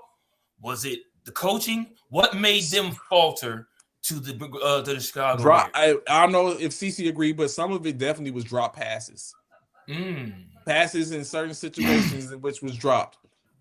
Okay. Drop passes and for me, that defense let them down in that second half. Like the defense played great the first half. Micah didn't play, right? No, he's out for the season. Right? You almost pitched the shutout in the first half, but then in that second half, you just couldn't stop the momentum. There's up 21-3 in the first half. Right. They was up 21-6. Are you serious? They was up 21-6 in the second at the 14 minutes in the fourth quarter and lost 27-31. That's what I'm saying. And the Bears didn't make it look like it was. They didn't either. Remember, they threw interceptions. It was interceptions. It was picks. It was all type of stuff. Fumbles, everything. Fumbles, interceptions. It wasn't an easy win. They just it was resilience. Resilience took over, and they walked them in. And it didn't help the fact that the Packers kicker missed the field goal and the extra point. He missed the field goal. Left a minute. And the Bears capitalized. But what killed me, I thought the game was going to be over when the Bears drove all the way down there. And then on 4th and 1, I don't know what kind of play they ran. That was like the dumbest play I ever seen. Because they talked about it. DJ Moore failed, and Loveland was out of position. So he just threw it up, and he got an interception. I mean, I get it that DJ Moore failed. But my thing was, why was that the play call? You need 1 yard, and you got Swift, man. I don't understand some of these coaches. And that's why I asked the question. That's why I asked the question. Why? Like, was it coaching? Like, what was it? But for the Packers, it was just simply they couldn't move the ball. I don't know what changed on the defense for the Bears where they was able to shut them down like that, play after play after play, and cause some of those mistakes. But Dobbs, that young man Dobbs, he's gonna be a better receiver if he stays healthy. I think he's better than Christian Watson. All he got is speed. Watson is their best option right now. Yeah. So I think right quick, Anthony reported said it's just reported the 4 teams in which Harbaugh's on: the Giants, the Falcons, the Titans, and the Dolphins.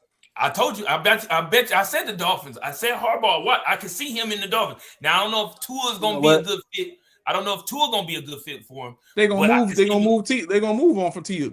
I think Okay. Tua gonna move, but I think the Packers. You know what I'm saying? Yeah. Um, I do agree. I do agree that coaching matters. I think Ben Johnson has proven to Absolutely, be. it matters. You see how Detroit went down when he left, and the Bears then came up. So I do think it has something to do with his coaching. Do you think Cliff Kingsbury ends up in Detroit, As an offensive coordinator, that might or do be you the think he move for gets a him. job? I don't know, man. I wouldn't want to see Kingsbury as a head coach again. We saw that it's too soon for him. But Vance Joseph, y'all keep mentioning Vance Joseph's name. You know, he was a head coach before for a little while. Maybe it's time to give him another shot. You know, maybe it's time for Vance Johnson to see if he matured any at the head coaching position. Maybe it's time for him to get one of them jobs. But I would like to see Harbaugh. Hey, I wouldn't mind seeing Harbaugh as the Falcon head coach. There's a whole lot of talent down there. You put some defensive pieces That's together. true. Now he would have to make a determination. That's true. There's a lot of talent down there. He would have to make a determination that does he keep Michael Cousins, or does Mike he go Penix. with Penix, or does he go with Penix when he comes back? And which bring it up, it's unfortunately, like I said, as a business, I would be moving on from Penix. He's too injury prone. Yeah, he's very injury. From college on, I would have to go. He would just have to. You let him heal, or you let Kirk Cousins earn that $100 and something mil that they gave him 2 years ago, or whatever. You let Kirk Cousins earn some of that darn money, man. And then now going to the Dolphins and determine if Tua is going to stay there, if he think he could change Tua, or he brings someone in the trade.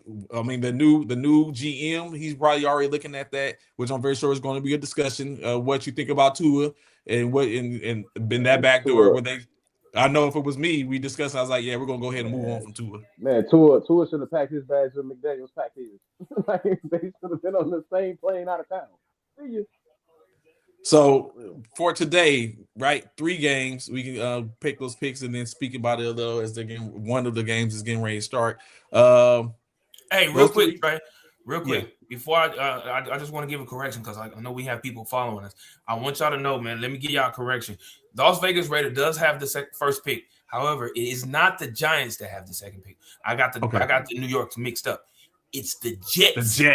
The Jets. Okay, that definitely changes the aspect. Yeah, it does. It just changes a lot. Yeah, they are definitely probably taking. That part. The Jets. So the top 5 picks for the 2026 draft is Vegas Raiders, the Jets, the Cardinals, the Titans, and then the Giants. The Giants got 5.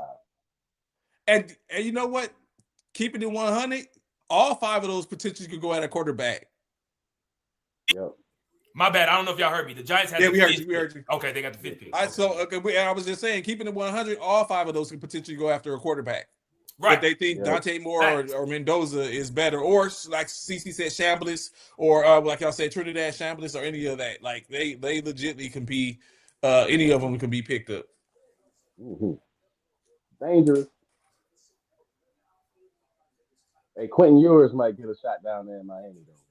Watch out for that, too. Watch out for that former Longhorn.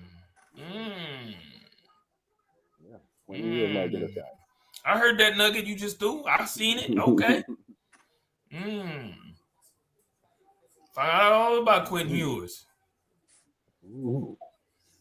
So yesterday, all of us had the LARs. That part. So we got A on that. Myself and Bishop both took Green Bay. We end up getting a D plus on that. I almost went with the Bears too. I did. I almost went with the Bears. I ain't gonna lie. I did. I just didn't think Chicago was gonna be able to beat them 3 times in the season. Yeah, that too. That was another reason why I didn't go. That's another reason. My turning point. Y'all gotta remember, I had the Packers win the Super Bowl in our preseason picks. But my turning point was, to be honest, was the whole Michael Parsons fallout. That's when I knew they weren't going to make it anywhere, right? Because that's too much hype. You overhyping that situation, not paying attention to what everything else you got on the field. So yeah, I was out on the Packers then, and I realized the Bears just, man, they kept charging. Like they do not quit. Mm-hmm. So CC 2-0, me and Trey 1-1. So Actually, we're gonna pick all 4 games. The Monday game because the Monday game as well. Yeah. Because Steelers and so Texans. So the first game that's about to start in a few minutes is going to be the Jacksonville Jaguars. Huh? Say that again, Trey. Who the Bills playing? You gotta watch out for them Jaguars, bro. I said that in the beginning of the season. I told y'all. Yeah, you did say that. I told y'all. Say that. CC, ceremonially, I will go ahead and let you make this pick. Are you going with the Jackson? Are you going to come on, ride that train and ride it? Come on, ride that train. So recently, I met an older person, an older lady. That she said Trevor Lawrence is her favorite player, and she told me I should take Trevor Lawrence as my pick for today.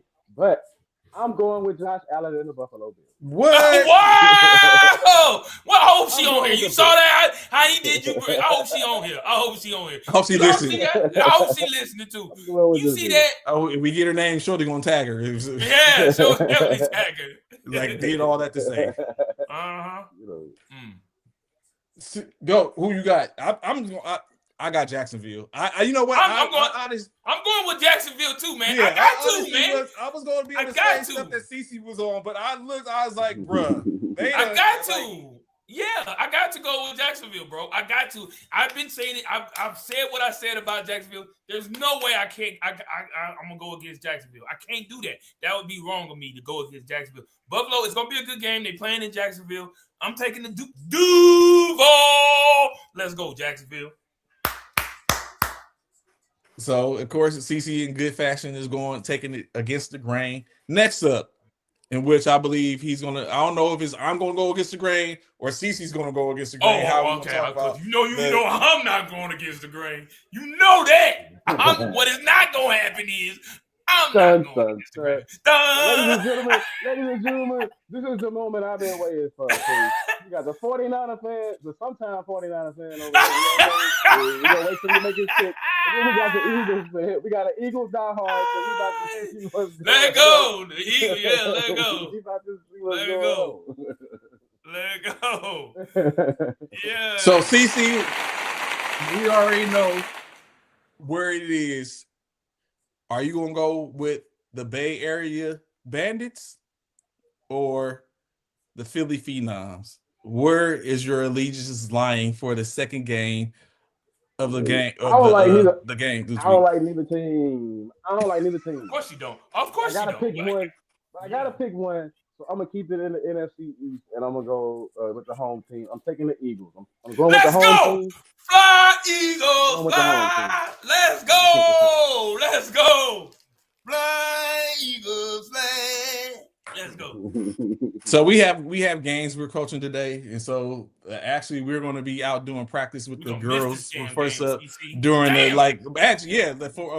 actually legitimately we are because we got the boys that play active, so we're going to probably miss the whole game, or the game would just be in the fourth quarter or something when we're leaving to go on the way back. Might have to stop somewhere and get something to eat to watch the rest of it. Right.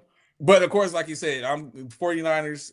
I'm taking 49ers. He's taking the Eagles. CC just signed the certificate with taking Philly. We're gonna see how it goes. It might be like something we didn't get a chance to talk about. The damn Indiana, Miami. We're gonna get to that. We're gonna get to that in a few minutes. Boy. Next up, the late game today. The New England Patriots are playing host for the other Harbaugh brother that currently has a job and the rested Herbert in the Los Angeles Chargers. Bishop, go. Chargers or Patriots? Who you got?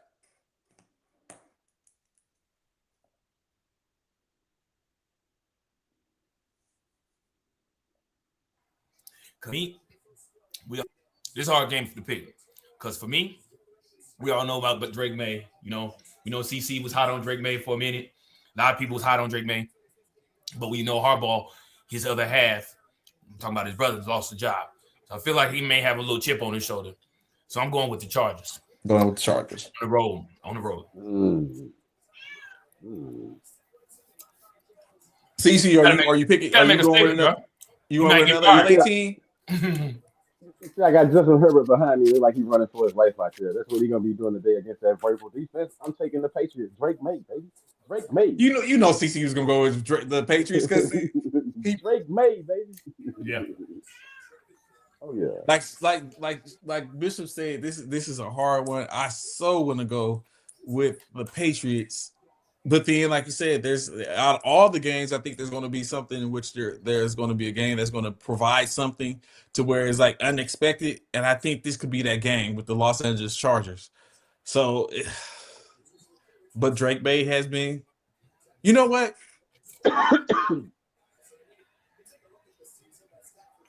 I'm going to go with New England. I'm going to take New England.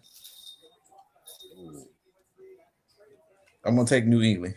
I'll be on that island by myself. Last but not least, the Monday night playoff game, which is going to put the Pittsburgh Steelers, Aaron Rodgers and the Pittsburgh Steelers against Bo Nix and the Denver Broncos. It's the Houston Texans. Oh, Houston Texans. Yeah, I'm saying correctly. The Hey, Houston proud, Texans. Baby. Yeah, wrong one. The Houston Texans in Houston. No, in Pittsburgh. In Pittsburgh. It's in Pittsburgh. Pittsburgh was a 3 seed. Pittsburgh a 3 seed. No, they're the 4 seed. They're the 4 seed, but it's in Pittsburgh. I thought Houston. Oh, that's because Westcott won the division. Yeah, Jacksonville won the division. Jacksonville won the division. I stand corrected. Yeah, so I was right. In Pittsburgh. Houston's in Pittsburgh. I'm taking Houston.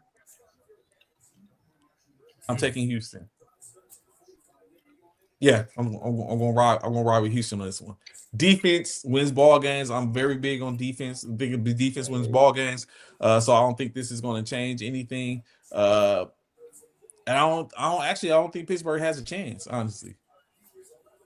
I wouldn't say they don't have a chance because I know how Houston's been winning games defensively and offense here and there at spurts. So I think it's going to be a closer game than you think. But I got to hit Tomlin. With whatever he be doing. What's that thing he was doing like this? What he was doing? Like you can kiss my behind. Yeah. You can kiss my behind. Hey. Yeah. I'm taking the Texans. In that one. I'm riding with the Texans. Hey. So CJ doing his thing. I think this is where Tomlin takes his L to the house, stays home, gets on his counter after tomorrow night, and stays there permanently. So I'm going with the Texans too.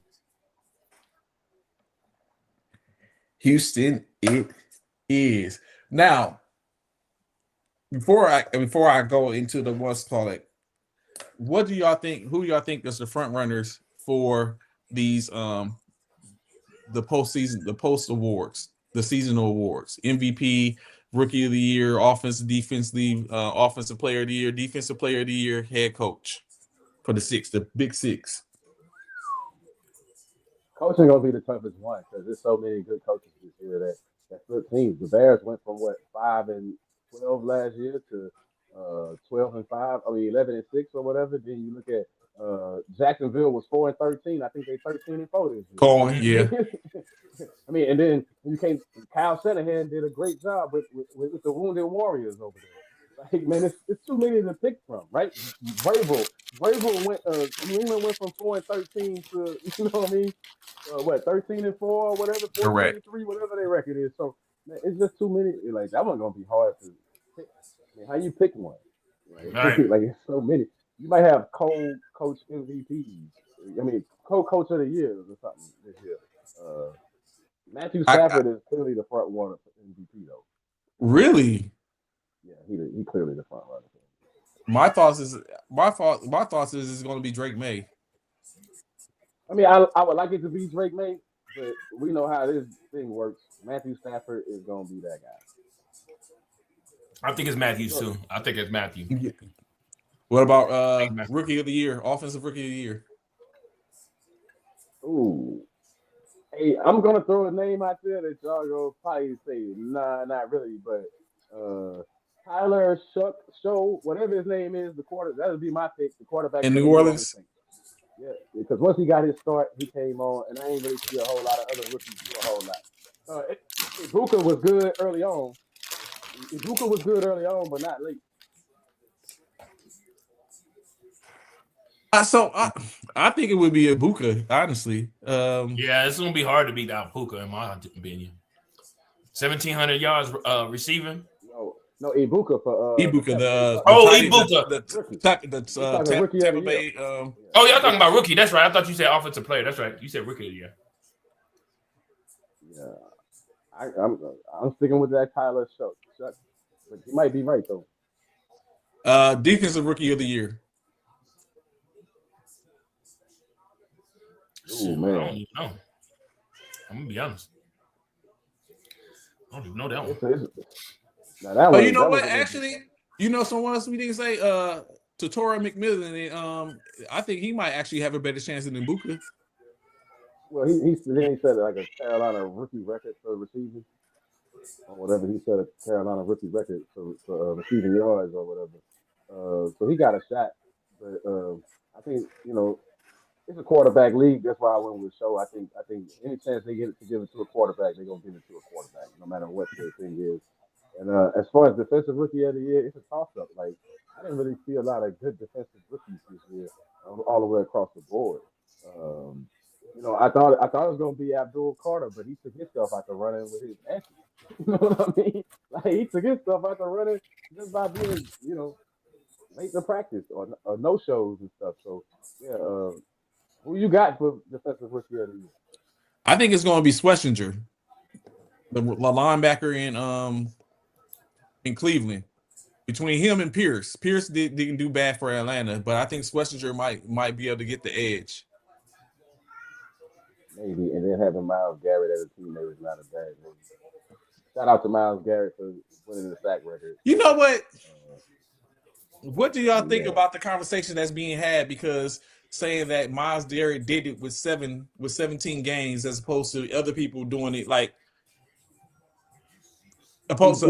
doing it in 16. Okay, so here would be my argument. So you telling me that 17th game got him that extra half a sack? Your record was 22.5. He did 23. I don't care if he did it 16, 17 games. That's more. That's a half a sack more than what your record was. You know what I mean? Like, ain't that what it is? Like, True that. More than your record. What was Strahan's? Was it 22 or 22 and a half? It was 22 and a half. Like 22 and a half. Didn't Gary get a full 23? So it's like, to me, that's null and void. Like, hey, don't matter. Yeah, but so think about it. If they didn't have that extra game, Garrett wouldn't have the record. Okay, so we can say this about Strahan. Now, TJ Watt, we can't take that away from him. He earned every one of them the title record. Yeah, and 16 game season. But did Brett Favre not give Strahan that last one? And I fell down, bro. He fell down. But that's the same. You don't think that's the same thing that Burrow did? No. No. It's not the same. I'm talking about Brett Favre, as competitive as he is. When you ever seen him give up on a play? Just to fall down like that so his buddy Michael Strahan could get the record. You know what I mean? He did. Hell yeah. He damn so fell. He fell down. That was like he gave him that. Yeah, I remember. And the same thing to be said for Jared Allen. Jared Allen said he legitimately had the record. They took a sack from him. Yeah, they did take a sack from Jared Allen. He had a legitimate argument that year. But hey, I can't go back and give you a sack, Jared. But I can tell you were robbed. Why did they take? Wait, why did they take it away? You know what I'm saying? You were robbed. I remember they determined it wasn't a sack. Yeah, they saying that the quarterback got back to the line of scrimmage, right? Ain't that what they were saying? Like he crossed the line, like he got. So legitimately, he would be the record holder. Right. Oh, okay. So yeah, I don't see it as a big deal. I just see it as people like Strahan. I heard him say that, like, oh, does it really count? He did it in 17 games. I heard him say that on the Fox pregame show or something. And I was like, man, are you out of your mind? Ain't that the same thing? Brett Favre fell down for you to get it. What are you talking about? And then, of course, last one we didn't talk about the offensive player and the defensive player of the game. In the offensive player of the game, Offensively, y'all think it's Puka or who else Yeah, is in I the do. running? You think it's Puka? I think it's offensively. It's Puka, got to be Puka. Puka, or you can go Jackson Smith and Jigma. You got a couple of names you can put in there, but Or I'm you gonna know go. what? Or Christian McCaffrey? No, hell no. T-Mac, Hell but C-Mac but too. T-Mac done won. But T-Mac is T-Mac not already doing better. won this award. Not He only already that, but won this T-Mac is award not doing before. better. T-Mac is not doing better than what you call from Atlanta. C-Mac is a running back with 1,000 yards receiving I don't and care 1,000 about yards that. rushing. I don't Yeah, care about that. He got 2,000 yards in a different. He got way. 2,000 yards in one season as a running back, a multi-purpose. That's offensively inclined. Yeah. But I'm just saying his name. But I think Njigba might be a better. What was Njigba's yards? Go ahead, CC. What you saying? And Jigma might be, but for me, from what I've seen, it's Puka Nacua, man. Like, it's Puka Nacua. Why isn't old boy from Atlanta? Oh, you know what? BJ Bijan. Bijan Robinson, yeah. I mean, Bijan can make a good case, but I think because of how his team underperformed, I think they're gonna look at the winners, right? Like a lot of times when they look at these awards, they look at the winners. So that's fair. C-Mac team winning, and Jigma team is winning, and Puka Nacua team is winning right now. So I look at, like we've seen in the past, they don't just give it to the right person.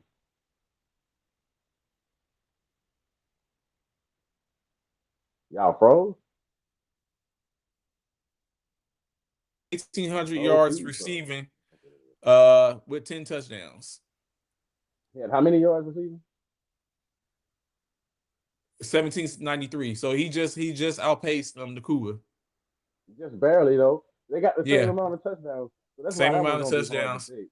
Nacua has more receptions. Yeah, I think that one's gonna be hard to pick. But like I said, I think Matthew Stafford gonna win MVP. So I wouldn't be surprised if Puka Nacua got Offensive Player of the Year. And I think we know who Defensive Player of the Year is. We just They're gonna give it to Myles Garrett. Myles Garrett. I mean, who else could you give it to? Myles Garrett. Like, yeah, the quote unquote, he the new sack master at least for now. I expect that record not to last long with the speed and the talent that you got coming.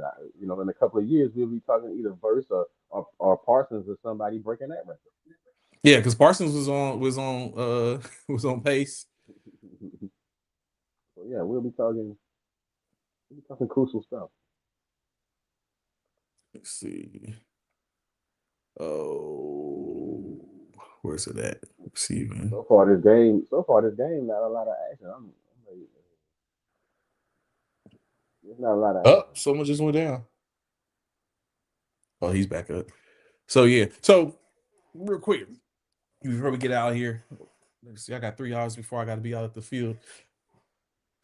Indiana, Miami. What do you think about the drubbing that the semifinal games that went on this past weekend? I mean, this past week. Well, I think Miami showed us you can win with defense.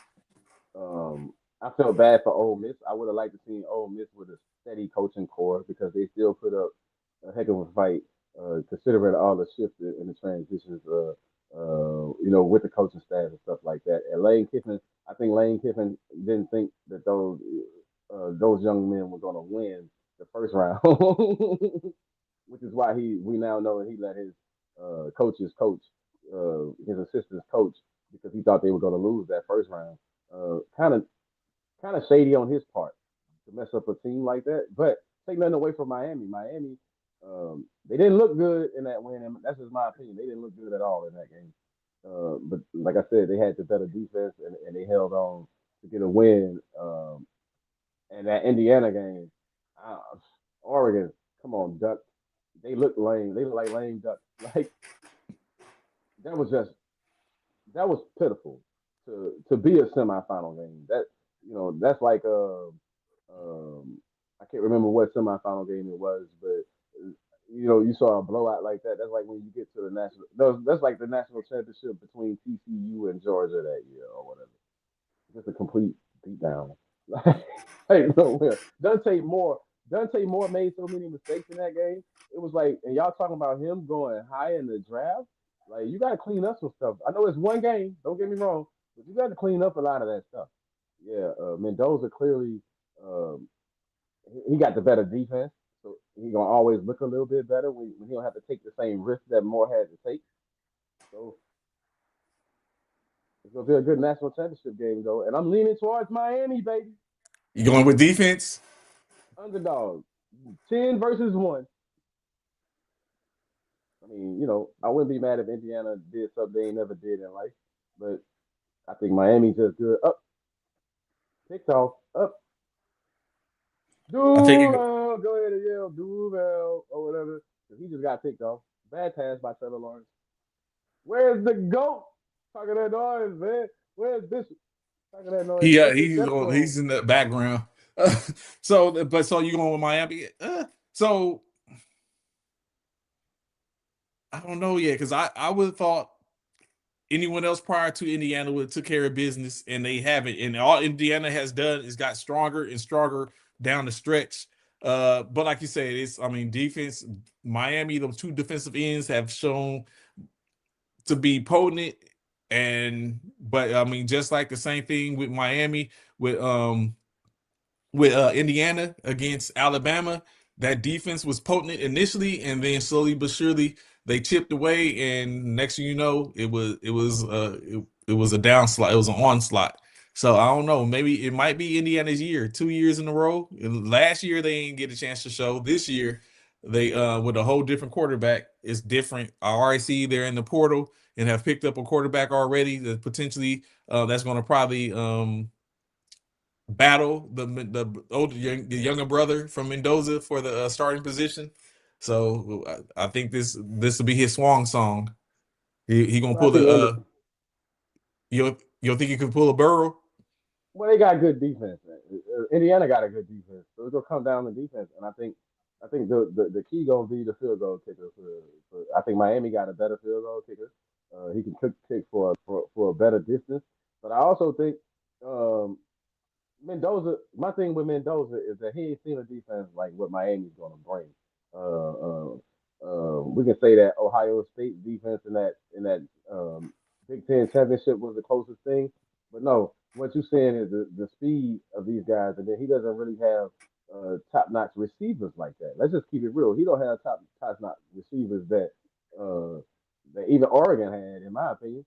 So it's like, when they can just shut your receivers down, what are you gonna do? You mobile, but you're not as mobile. What are you gonna do? Like, I think they're gonna test all of his other strengths, other than just letting them sit back there and pick you apart. I think they're gonna get pressure on him. I think they're gonna. Either he's gonna have to run the rock, or he's gonna have to come up with some inventive ways. He has to be spot on with window throws. I think this is his audition for the pros is gonna be against that Miami defense. Yeah. 4th and 4, man. I don't know. They roughing up the quarterbacks out there. Well, that's the show for today. People, I'm finna holler at my man before we get before in the back office before we get out here. Next time, y'all probably catch us to be later on next week as we cover the next round of the playoffs. Hopefully, I'll be sitting here with a smile on my face, and Bishop will be the one looking sad in any case. Until then, y'all basically chill. Y'all be easy. Enjoy your football for today and tomorrow. Feel free to hit us up anytime, social media, directly if you got the number. We'll holler at y'all. Peace. Enjoy y'all Sunday evening.